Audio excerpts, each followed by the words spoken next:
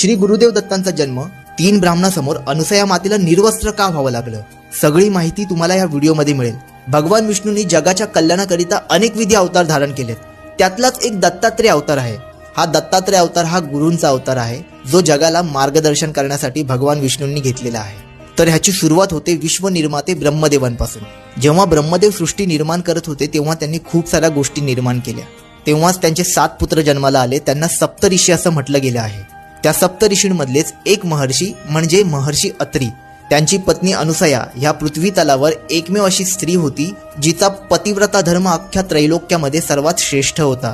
जर तिच्या दारासमोर एखादा भिक्षू आला तर तो उपाशी पोटी कधीच जात नसे, भले मग तिच्या घरी अन्न असो वा नसे, पण तो भिक्षू कधीही उपाशी जात नसे।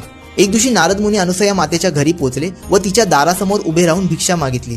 तेव्हा अनुसया मातेने नारद मुनींना जेवायला वाढले। अनुसया मातेची भक्ती व पतिव्रता धर्म पाहून नारद मुनी प्रसन्न झाले।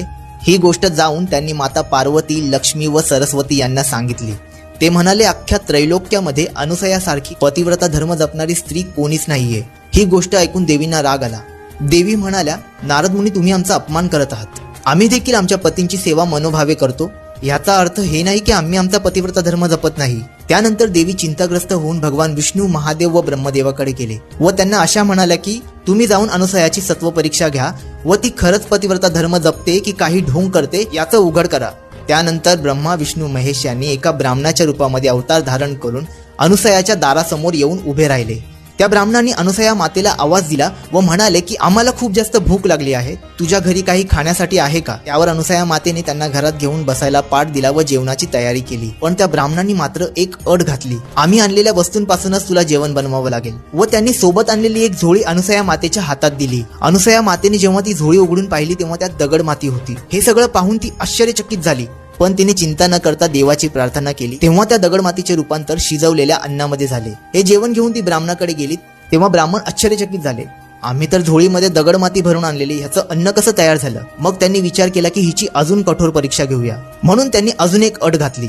ते म्हणाले, आम्ही तुझ्या हातून तेव्हाच अन्न खाऊ जेव्हा तू आम्हाला निर्वस्त्र होऊन वाढशील। हे मात्र ऐकून तिच्या पायाखालची जमीन सरकली व तिने ब्राह्मणांकडून थोडा वेळ मागितला। चिंताग्रस्त होऊन ती आपल्या पती महर्षी अत्री यांच्याकडे आली व त्यांना सगळी घटना सांगितली। तेव्हा महर्षी ऋषी म्हणाले, हे तिन्ही ब्राह्मण कोणी साधारण ब्राह्मण नसून नक्कीच देव आहेत। त्यांनी अनुसया मातेला एक कमंडल दिले, त्याच्यामध्ये गंगाजल होते। त्यांनी सांगितले, हे गंगाजल घे व तिन्ही ब्राह्मणांच्या अंगावर शिडपून तू तुझे कार्य संपूर्ण कर। अनुसया मातेने ते गंगाजल तिन्ही देवांच्या अंगावर शिडपले तेव्हा एक चमत्कार झाला। त्या तिन्ही देवांचे रूपांतर लहान बालकांमध्ये झाले। उपाशी पोटी असल्यामुळे ते तिघेही जण रडायला लागले। त्यावेळेस अनुसया मातेने त्यांना स्तनपान देऊन त्यांचे पोट भरले। ही गोष्ट जेव्हा माता लक्ष्मी, पार्वती व सरस्वती यांना कळाली तेव्हा ते अनुसयाच्या घरी आले व तिची माफी मागितली। त्या म्हणाल्या, खरंच तुझा पतिव्रता धर्म खूप श्रेष्ठ आहे, तू आम्हाला माफ कर व कृपया करून आमच्या देवांना मूळ रूपात परत आण। अनुसया मातेने ते गंगाजल पुन्हा त्यांच्या अंगावर शिंपडले तेव्हा ब्रह्मा, विष्णू, महेश पुन्हा त्यांच्या मूळ रूपात आले। ब्रह्मा, विष्णू व महेश अनुसया मातेवर खूप जास्त प्रसन्न झाले व तिला म्हणाले, बोल तुला काय पाहिजे?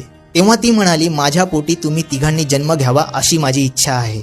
त्यानंतरच पुढे ब्रह्मदेवाच्या अंशामधून चंद्र, महादेवांच्या अंशामधून ऋषी दुर्वासा आणि भगवान विष्णूच्या अंशामधून श्री दत्तात्रेय यांनी जन्म घेतला। हे तिघेही एकवटून श्री दत्तगुरु महाराज ह्या पृथ्वी तलावर अवतरले।